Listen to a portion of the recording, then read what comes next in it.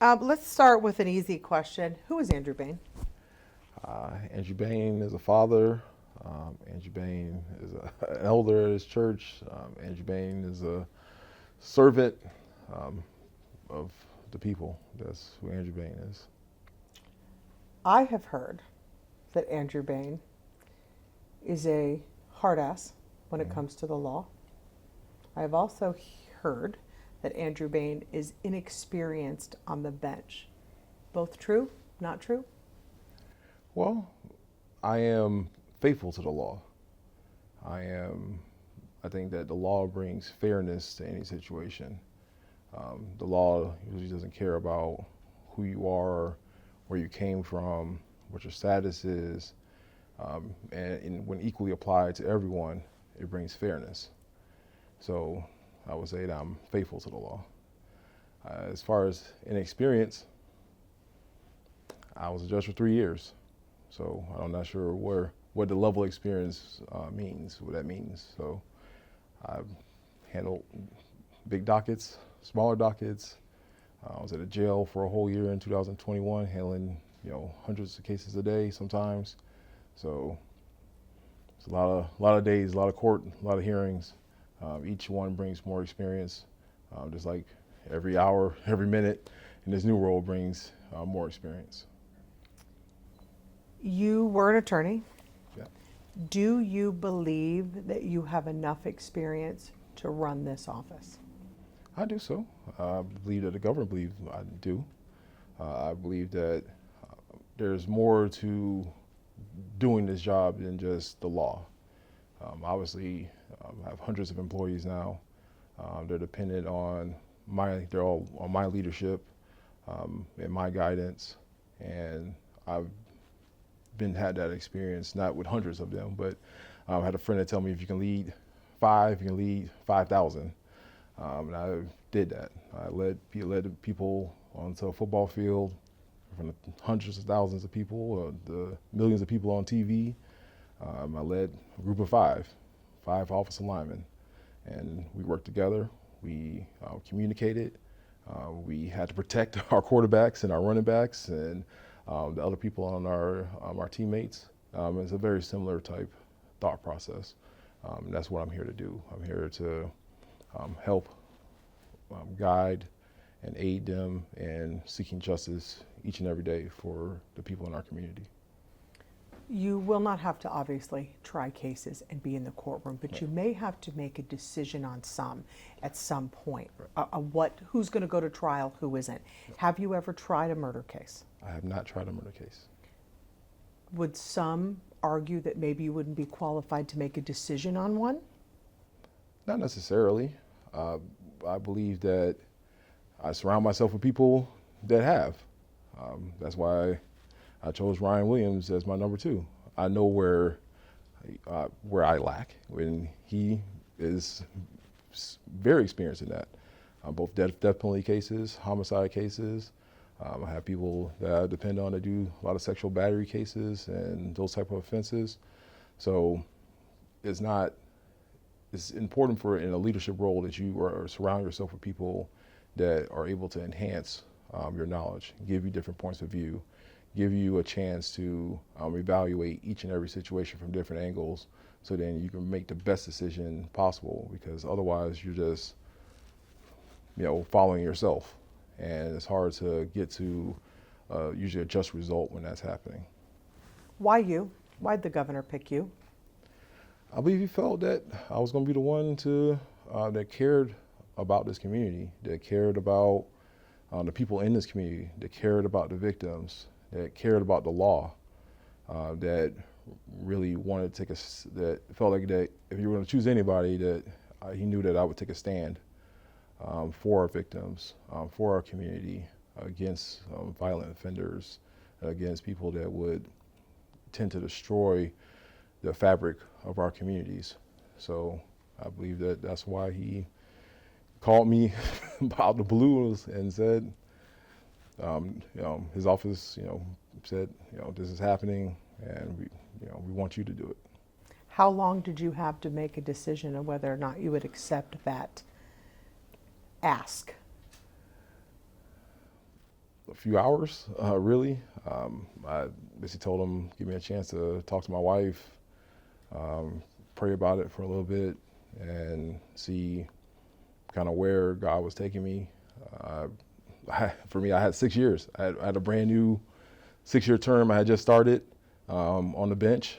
I was finally in my first full year of being a judge, because I came in during COVID, and that was a really hard time to be a judge. It's like it was a really hard time for my younger attorneys in this office to be an attorney.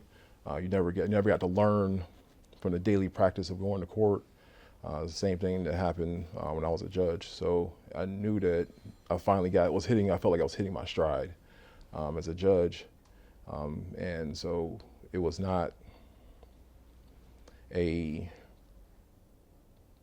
thing that I was looking out for. I was looking out to continue to do what I was doing, get better at what I was doing, and try to master that as much as I can.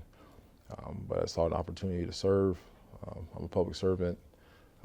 Ms. Worrell, she deserves any public servant deserves the most respect, because you leave your families at home, you leave your loved ones at home to go out and serve people that may not even know your name, who you are, what you do for them, and it's something that's admirable and something that should be recognized. Can you tell us when you got the call? Roughly about 2 weeks ago. 2 weeks ago? Yeah. So you knew 2 weeks ago you'd be the state attorney of Orange and Osceola County? Yeah. And you have had, because there have been questions, your 100-day plan came out day 2. Yeah. Like, how did he even be able to prepare? In those 2 weeks, have you been preparing some of what you would need to focus on first? Yeah, because at first, I think initially it was the plan was much shorter, and so that's why it was hours, and then obviously was delayed for whatever reasons the governor had at the time. So which still didn't allow me to go out and do what I could do as far as preparation, but give me more time to meditate, more time to kind of pray about it, more time to kind of take a look out into the community and see where can we in this office make a difference, where in this office can we affect the most change, where in this office can we keep young juveniles from becoming violent offenders, where in this community can we address issues or help to address issues that keep people returning to our system on a regular basis. So some of those thoughts that I've had from when I was a prosecutor here in this office, because I started my career here. So I had years to see people return. I had opportunities to sometimes see people really get released from prison, and then now they're back in front of, like, with a case assigned to me. So I started thinking about, why is this happening? Why is this happening to this person? Why are they making this choice voluntarily? Is there some reason, need, condition that we can meet that may help prevent that from happening again? And in all of that usually keeps the public safe, because the more people return to the system, the more usually sometimes violent they get, the more the increase in the type of charges that they tend to pick up. So it's a public safety, it becomes a real public safety issue at that point. You were appointed by the governor, Yeah. a governor that is known to be heavy-handed, who is known to control this state and the things in it. Do you work for Governor DeSantis, or do you work for the people of Orange and Osceola County? I work for the people here. I don't live in Tallahassee. I live here locally. My heart, my everything, since I got here when I was in law school here across the way at FAMU, has been in trying to figure out a way to best serve the people. Because, like that guy started the interview, who was Andrew Bain? Father, husband, man of faith and servant. So that's who I've always been. So now I'm always going to continue to be whatever day and whatever new role, or this role continues to last for however many years, and God has a plan that He wants to move me or keep me, I'm there as long as I'm able to continue to serve. Did you make any deals with the governor that you would do certain things in this office in order to get this job? No. His only thing was to me is the same thing he told me when he appointed me to become a judge. Which was? Go follow the law and do the right thing. Do you feel some indebtedness to the governor because he put you here, that you would make decisions that he wanted to be made? Do you feel any of that? No, I mean, that's really the fundamental philosophy that the governor and I share, is that there's a separation between each and every branch and each and every office as to what the decisions are to be made for that, as long as those decisions are legally based. As long as those decisions follow the law, then that's a philosophy that we both share, in that sense, that if you are following the law, then you're doing the right thing. If you're not following the law, then you're breaking the trust that we have with the people that we represent, because that's all. This whole system is based on trust. Our three branches of government is based on trust. It's based on the trust that when I send I vote, and I send a representative to Tallahassee or to Washington, D.C., that representative is going to look out for my best interests. That representative is going to go after the things that we want in our community. And criminal justice is not a new thing. It's been something it predated our, going way back till we first became really civilized. So how that comes about, how that's followed, is based on that trust that we have when the legislature passed a law. And we're in the executive branch or in the judicial branch. We're in the judicial branch, you interpret the law as it's written. And if you're in executive branch, you are enforcing the laws that the legislature put in place. It has been said that Monique Worrell was too soft on prosecution and crime. Do you feel the need to swing that pendulum back? I mean, is everybody going to jail now because you're the state attorney? Are you going to just try to do it opposite from what everybody thinks happened in this office? Not everybody. Yeah. Some people thought Yeah. happened in this office. Yeah. No, you want to be balanced. You have to approach the situation as balanced. There has to be a balanced approach to how you're looking at what's going on. That's why I sent a message to was one of my first messages I sent to my attorneys that work here, that we are trying to create a balanced approach. We're here to hold people accountable for their actions. That's our job. So are we going to judge them as bad, evil, all those kinds of things like that? No.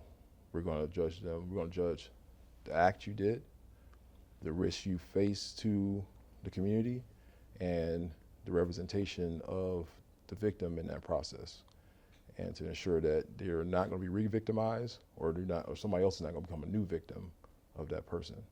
So that's when it comes to violent crimes and things like that. There's some other non-violent offenses that I think that that could stop people from getting to that level. It's very rare that somebody went from zero to killing a bunch of people. That's not how usually that happens. It usually happens some incremental things that happen, things that aren't addressed at an early stage. And if we don't step in at that point, we don't hold that person accountable, we don't provide some kind of restorative restoration at that point to get that person back on track and not back in our system, we're going to find that it's going to be hard for our community to stay safe at that point. There is statistics from the state of Florida about prison admissions. Yes. And how many people from this circuit have gone to prison. In 2019, out of 20 circuits, we were at number 9 for the amount of people we sent, according to the state. We are now at 17, behind towns like Key West. Do you think, with you here, that number will change? I think inevitably it's going to change. Just a different style in how we go about operating the office. I believe in the people that work for me. I believe wholeheartedly in the people that work in this office. They work very hard, like tirelessly. Like people don't understand. Like when I work for this office, I used to be up at 3, 4 o'clock in the morning talking to law enforcement officers while they're on shift, just so I can have a minute with them, prepare for trial. They are committed to the people of this circuit. So when that happens and something, we have dangerous people that have decided that that's the role, that's the place they want to take, then sometimes we have to remove them from our community to give our community a chance, a pause, a break from that person. Sometimes it's a short time, sometimes it's a very long time. Just really depends on each individual case, each individual person, each individual facts, and the victims involved in that case. Why'd you get rid of pretrial The diversion programs? Thank you. Pretrial diversion programs. As you saw yesterday when we did the press release, I didn't get rid of anything. I suspended them for the time so we can reevaluate what's going on, because there are so many of them. When they brought the chart to me to try to explain to me what all these different programs were and what they did and how did people get involved with the program, I said, let's wait, let's put a pause on it. Like I promised. Is it because you didn't understand, or you didn't understand what was happening? No, I understood what they were saying, but my concern was that I have degrees, I have quite a few of them, that somebody that's a regular person would struggle to understand if you were trying to explain to them what's going on. So part of providing transparency to this office is providing a more streamlined approach to those programs. Some of those programs I think need some vetting, some changes, just because how I've seen them operate in open court. There's one program that involves watching a video and then getting your case dismissed. So that program, it was well intended. When I saw it actually working from while I was sitting on the bench, it was somebody rushing into court, them handing them a piece of paper, they get a QR code, they're going outside, they're trying to rush through watching this video, then come back inside, and so then we can address their case. And how I couldn't find a rationale and how that helped that person not come back on a very similar charge. What did they learn? There's any way to assess whether they learned anything, whether the message was communicated appropriately to that person. Those kind of things we had to take a look at, and that's why I had the idea of, is I just put a pause on it. Let's just wait for a minute and that was one of the first meetings I had the first day when I got in office. I put somebody in charge of that program. I took her away from her other responsibilities and kind of divvied them up to other people so she can solely focus on outlining it and finding ways to streamline the programs, and then connecting those programs, some of those more extensive programs we have, with services from the community to address issues like if somebody is having a mental health crisis, if somebody is having a food insecurity crisis, like they're at Walmart or some convenience store stealing food or drink or something like that, and they're here in our system because they're getting arrested because they stole, necessities, what I would call them. We should be finding a way to, if we're going to divert somebody from our system, from out of our courtrooms, to address that issue, because if they're going to continue to go hungry, right, then guess what? We shouldn't be shocked and surprised if that person then returns for selling a hamburger next time. It just doesn't make a lot of sense. So is that where the Second Chance program comes in? That's where the Second Chance program. That's the idea behind the Second Chance program, is to actually address the actual needs of the person that causes them to commit the crime. Correct, because if we're just randomly punishing people and without assessing.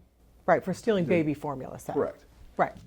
So what can we do to connect them with a NGO or some other nonprofit program that provides formula, diapers, baby clothes, things that mother may need because she may not be able to apply for SNAP or any of those type of programs from underneath the government. So not everybody that's poor applies for those, can apply for those programs. So there are going to be gaps in the system, and unfortunately, just like the mental health system, and the criminal justice system ends up accepting that responsibility. You met with law enforcement yesterday, the heads of law enforcement. They've been very critical of this office, hence why we're here today. What did you tell them? I told them that I am here to start over. I want to connect you all to my office again. I want you all to be able to feel like you have access to my attorneys. I want the same thing to be the other way around. I want my attorneys to have access to you. I want this process to be as transparent as possible. When it comes to things that happen between our offices, we're not going to agree on everything. The Brady list is still going to be out there. It's still something that's going to be published. Still going to investigate shootings? Still going to investigate shootings. Still going to prosecute police officers if they need to be? We're working on a very transparent process to make that even more transparent for everybody, including involving the community and making those type of decisions.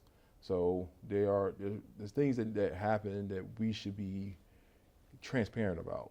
Like a citizen? A citizens, yeah. Review type board with regular citizens, like they do at a police department. Correct. That's the idea we're working on. We're trying to get it there. Obviously, there's some hoops we have to get through and kind of logistics, but the idea is going to be the same, because when something like that happens, the public needs to be involved in the process. They need to have a voice. It can't just be my voice. Like my voice is important, and it speaks to a lot of the things that are going on as far as the crime in the community, as far as prosecution. But when that happens, because that's really involving the trust that we have with our law enforcement officers, the same, we give them the responsibility to protect us, and at the same, if that trust is violated, then we have to step in, and the public should be involved in that process. So it's not subjective. So it's not just my view. It's not just whoever's view is it. And obviously we have to look at the legal side of it, because sometimes you really may want to, just like some of the cases I used to get on my desk, you really want to go out and prosecute somebody. You had this great feeling they did it, but at the end of the day, you look at the facts, you look at the evidence. But no promises were made. It should go easy on police officers, because that's some of the criticism, right? You're here now because they didn't like the way it was done, that you are going to go easy. That is not true. No, they want to be treated fairly. And I want everybody. I mean, every single person that has a case with this office understand that they will be treated just as fair. The approach will be just as balanced as it is as for any person that enters our criminal justice system that flows through our office. And those officers, they don't like bad apples. They don't like people. It's like anybody that works with. It's like, think about, you work with anybody, anywhere that you work. I don't care if you work at Walmart. I don't care if you work at City Hall. You work at the news station. You have an employee that works with you that's breaking that trust amongst everybody. That's that bad apple. You don't want that, because then it reflects on everybody else. It makes everybody else look bad. It makes everybody else complicit in whatever they do, because then they'll say, well, it's like my dad said, he used to tell me, who you hang around, reflects on you. We're going to reflect on you. So if you start hanging around a bunch of kids that are up to no good, then even though you may not be up to no good, people are going to assume that you are up to no good, and then your reputation is going to suffer at that point. A lot of noise out there. Yeah. And there will be for your entire time here, however long that is. If it's a year and a half, if it's the next few years or whatever, a lot of noise. How do you cut out the noise and still do your job here? Even the strongest of elected official, it's not easy. How do you not allow that to affect what is happening here? I wake up every morning. I look my baby girls in the eye. I go, kiss my wife goodbye, and I go to work for the people. I go to work for them. My main focus has and always will be the people of this community. So it's for me, it's easy because like I know God put me God put me in a place where I was supposed to be for a time, and I'm supposed to be there, and I'm supposed to do the job that He sent me there to do. So it's a straightforward process for me. Let's talk about a little bit what the people will care about. Let's take the politics out of it. Let's take all of that out about how you got here. There is a belief by some that maybe there were cases that could have been handled differently. There is nothing you can do about what happened then. Is there anything you can do about it now? Are you going to go back and look at cases, deals that were made, things, however they ended up, dispositions? Is there going to be a process, which will take some time, to look through these cases? We have a lot of people who have called us over the years that have said, the guys who murdered my son are not going to jail. Or we think the penalties have been, I'm not saying anything was wrong with those, but I'm telling you what they're telling us. Can you do that? I would say we could. But would it take away from the resources of dealing with the current cases? It absolutely would. It would be a arduous process that may lead to more harm than good sometimes. So is that a no? No, I'm not saying if somebody wants us to go and look at something and give them the facts of what happened, they can do a public records request. They can ask our office. There's nothing legally I can do to go back to a case that's already been resolved. What we can do, what we have been doing already, is start reviewing the cases that we can do something about. That are still open. The speedy trial is still running. There's probably roughly between, in a felony case, speedy trial is 179 days. In a misdemeanor case, it's 90 days. So we have to go back so in felony cases, you're probably looking at somewhere between about 4 months, probably something we can save, and try to, 4 to 6 months by the time we're trying to get to a lot of cases to do that, especially a lot of, we're focusing obviously on the more violent cases, going all the way down to some of the less violent cases, but where victims need to be part of that process and talked to about, and we're trying to seek justice for those victims where we can. You have a staffing issue. Yes. That didn't happen because of you. It's not going to get changed overnight. It's changing in waves right now. It is. Yeah. I assume what that means is people are now coming back to this office? That's why I said it at the press conference. If you are a prosecutor in this community and you want to serve the people in this community, because nobody becomes a prosecutor for money, for glory. It's a hard job. It's a hard job. There are going to be days where you want to give up. Kicked in the dirt. Yeah, you're going to be drugged through the dirt, and there's going to be days you look over and you see a victim's family and you realize, man, I brought some peace or justice to that person or that family. So there's people that live in this community, some people that live within miles of this office, this building, that still want that, that still desire that. And still people who left come back to you in the last 48 hours, come back to this office. Besides Ryan Williams. Besides Ryan. Because I think that he was one of my first, if I could call somebody first person, because I felt like like I said, he's very experienced. He's done multiple homicides, multiple death penalty cases. He sought the justice for Deborah Clayton, all those kind of things like that. Nicole Montalvo. Yeah, Nicole Montalvo. We were down in Osceola. I watched him do some great cases there. So, besides him, others are coming back. People want to come back. They want to come back. They want to come back and be able to have the freedom to do their job, follow the law, and seek justice. The 100-day plan was vague, and I don't mean that Yeah. as a criticism. Yeah. You've only been here 2 days. Let's Yeah. be clear about that. Right. Is that because there is so much to do, you don't know yet what everything needs to be due? Right. I assume it's a combination. But if you could pick one thing, the first thing to do, what is it? Well, we just kind of talked about it, to bring the experience back to the office, and my message to when I got here back from Tallahassee. Immediately I rushed over here to get into a room with all my states, and some virtually. They were down in Osceola, and reassure them that I'm here to serve them.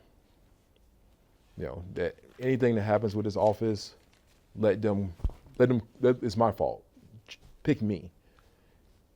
I want you to feel free to be yourself, because you can't, this job is, all those things you said, all the difficulties that come with this job. How you become most effective at this job is being who you are.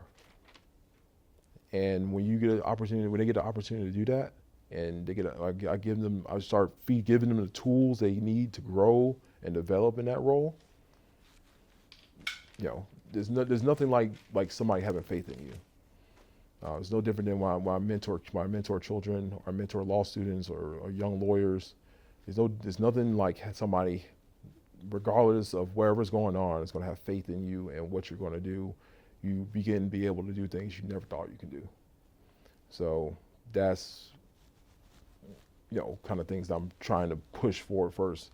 The logistical things like diversions and, starting like review boards, It'll and take time. those things are going to take time. Those are things going to take time. But what I can do immediately from day one, basically I found somebody that she loves to train, and she wants to be a trainer, and she was kind of split between something else. Guess what? You want to love to do? I'm going to encourage you. I want you to train. I want you to develop. You have a passion for it. You want to develop all the SharePoints and, videos and all this kind of stuff like that, so we can use to help train some of the younger attorneys, or retrain them on what they're supposed to be doing.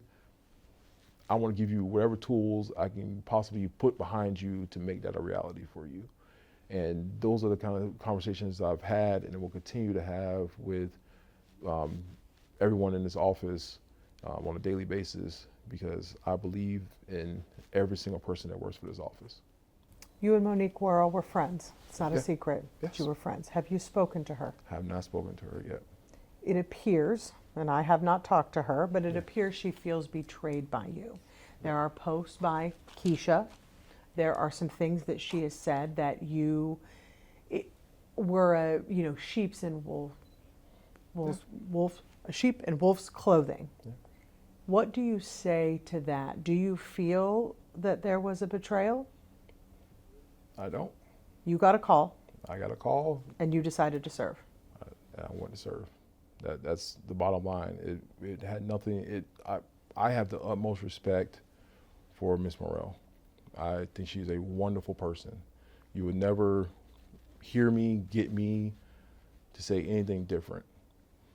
We have if you listen to what we say, we have a lot of similar objectives in, how we want to see our community. She's a mother, I'm a father. We want to see our children grow up to be safe. We want them to be safe. We want the people outside in the community to be safe from harm. All those things like that. Are there going to be differences in philosophy? Absolutely. Is there difference in philosophy? There's a difference in philosophy, and that's fine. And that's fine. That's great. That's what makes America great. The different thoughts, different thought processes, different ways to go about doing things, and that's the best thing about this country is that we're free to do that. Nobody makes you say you have to think a certain way. Nobody makes you believe what you want to believe. There's no national religion. There's no national thought process. It's not North Korea or something. So there's not nationalizing every part of your life. We are abundantly free to choose how we want to see something happen. And the most important thing we get to choose is how we decide to treat other people. That's the most important thing we get to choose. And that's really the basis of this office. How I get to how I decide every morning to choose to treat my neighbor or the person next to me is the biggest choice you get to make every day. I have two last questions, Taryn, and we'll be done. How do you feel about judicial consolidation? You know, that's big talk right now. Yeah. Are you for or against? I'm for the process to find out. I have no idea what it means. So, not what it means, but I have no idea what the ramifications for it is. It's something that's just kind of been floating out there. Floating out there. I'm looking forward to seeing what the reports say, but I can't comment as to am I for or against it at that point. I know you know this question is coming. Are you going to run for state attorney, or are you going back to the bench? I plan to run right now. You plan to run for state attorney? Yes. In 2 days, you have decided you will try to go further than this term. Yes. You've given up the judgeship for now, and you're focused on this. God closed that door. Well, the way I can do, I only know how to go one way. So, Do you feel like the end of this term isn't enough time to change? Like, it just seems early to know that. I'm actually very surprised at your answer. Yeah. I thought you were going to say I haven't made a decision yet. No, I am the same person today, yesterday, and obviously there's gonna be some changes in me. Like I'm gonna grow and develop as a person, but fundamentally, the same. Like when I was done, left the University of Miami, I had a shot to go to the NFL. God closed that door. He closed that door before I even know it. Before I even left the University of Miami, I played one of the best games of my life. We beat Florida State. It was amazing. I scored the best score I've ever scored from scoring when it comes to my performance during that game. And the next week, we had both my quads open, wide open. Was laying down in the wet grass in Miami at 6 o'clock in the morning, and never recovered. Worked all those years, sweated, grinded, bled, surgeries, injections. Went to war with my brothers on the field, and just like that, it was over. It was all done. So I learned at that point, and I started thinking about, well, God's been showing me this, because a few years before that, I got home from practice, looked down the sidewalk, I see Brian Patton on the ground. So it can be done. But you know she's going to have a lot of support because of how this happened.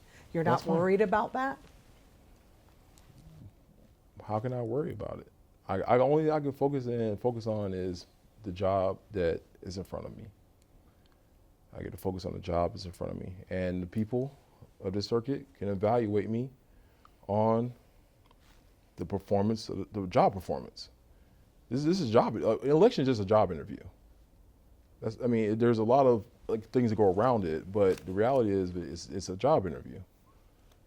And are you doing the things that you said you were going to do when you took the job? And if I can do it all in that short time, great. If I can set our circuit, this office up for the future, and it's all beautiful and great.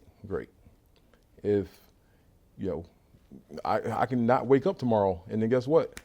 The government's going to appoint somebody else. That's a reality. It's been you twice by the government. It's been me twice. Twice. It's just a reality of what it is. So, Sure. If the people decide not to choose me next November and decide to choose a different path, whether it's myself, Ms. Worrell, or somebody else, I'm at peace. I'm at peace with that, because I know, like I said, why I do what I do. Wake up in the morning, look at my kids, kiss my wife, go to work for the people. That's the only thing I know how to do. So however this ends, and whatever day it's going to end, because it's going to end someday, it's going to be my path, because that's the path God set me on. But it will a not long time end ago. before the election. Your decision. I don't know.